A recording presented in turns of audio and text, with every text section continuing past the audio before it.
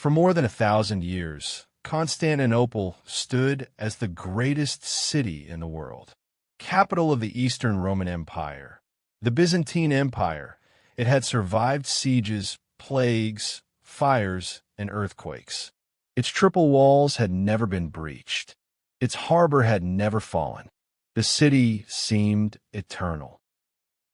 By the spring of 1453, the empire had shrunk to almost nothing, just the city itself and a few islands. The last emperor stood on walls that had once defended a vast civilization. He knew what was coming. He refused to leave. He said, "To surrender the city is beyond my authority or anyone else's who lives in it." The young Ottoman Sultan laid siege to Constantinople with an army of 80,000 soldiers. Against them stood 7,000 defenders, Greek, Italian, and others who had come from across Europe. The Sultan had brought something new and terrible, enormous cannons, the largest the world had ever seen, capable of throwing stone balls weighing half a ton against the ancient walls.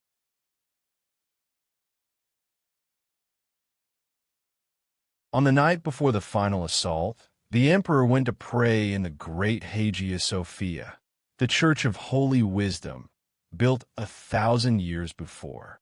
He prayed alongside his soldiers and the people of the city. Then he went around to each man and asked forgiveness for any wrongs he had done them. He knew this was the last night. At dawn, he spoke to his soldiers one last time. He told them to remember the great deeds of their ancestors. He told them they were fighting for their faith, their city, their families, and their emperor. He asked them to stand firm. His last words to his officers were, "I die with my city." Then he took his place on the walls. The final assault came on the morning of May 29th, 1453. Wave after wave of Ottoman soldiers threw themselves at the walls. The defenders held for hours. Then a small gate, the Kirka Porta, was found unlocked. Ottoman soldiers poured through. The walls had not been breached.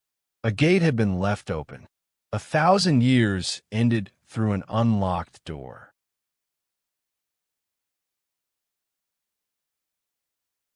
When the walls were breached, the emperor tore off his imperial purple robes. He would not be captured and displayed as a trophy. He grabbed a sword and fought as a common soldier in the streets. He was last seen charging into the enemy. His body was never found. He vanished into the battle, into history, into legend. By tearing off his robes, he made a choice that defined him. He was not simply the last emperor of a dying empire. He was a man who chose to die as himself, not as a symbol, not as a bargaining chip, not as a prisoner of state, just a man with a sword, standing with his people. Some choices are made in seconds and remembered forever. By midday, Constantinople had fallen. The city that had stood for 1,100 years was gone. The Eastern Roman Empire, the direct continuation of ancient Rome, had ended. The Sultan rode into the city and went first to the Hagia Sophia. He threw open the doors and declared it a mosque. The great mosaics of Christ were plastered over. A new era had begun.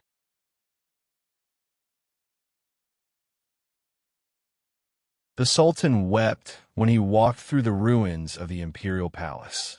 He quoted a Persian poem. The spider weaves its curtain in the palace of the emperor. The owl sings its night's song in the towers of the Sultan. He had won everything, and something in the winning saddened him. Perhaps he understood that he had not only conquered a city, he had ended a world. The fall of Constantinople sent shockwaves across Europe. Greek scholars fled westward, carrying manuscripts of ancient texts that Western Europe had not seen for centuries. Plato, Aristotle, Sophocles, Homer. These books arrived in Italy at the exact moment when the Renaissance was beginning. The fall of one civilization seeded the flowering of another. Many historians mark this day, May 29th, 1453, as the end of the Middle Ages and the beginning of the modern world. When Constantinople fell, the overland silk routes to Asia were cut. European merchants had to find new sea routes. Within 40 years, Columbus had reached America. The world had changed shape. The fall of a city unlocked an ocean.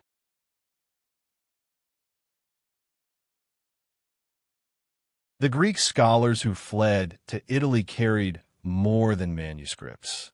They carried a living tradition of learning, how to argue, how to read ancient texts, how to think. In Florence, in Venice, in Rome, they taught. Their students became the humanists of the Renaissance. Leonardo, Michelangelo, Raphael, all shaped by ideas that came from the dying city on the Bosphorus. The walls he defended are still partly standing today in modern Istanbul. Tourists walk past them without knowing what happened there. Every stone saw the last hours of an empire. Every crack was made by those enormous cannons. History is written in stone, but we have learned to stop reading it. The walls remember. We have forgotten. He had been offered everything, his life, his title, his freedom, if he would simply open the gates. He refused, not because he believed he could win. He knew he could not. He refused because some things matter more than survival. The dignity of 1,000 years. The honor of the people who trusted him. The simple refusal to betray what he had been given to protect. Greek legend says he did not die. A golden door opened in the walls, and an angel carried him inside, turning him to marble. He sleeps beneath the city in a golden cave, waiting. When the city needs him most, the angel will come, give him back his sword, and he will wake. He will walk out through the golden gate and reclaim what was lost. He is still waiting. We are still waiting. I die with my city. The last emperor of Constantinople, 1453.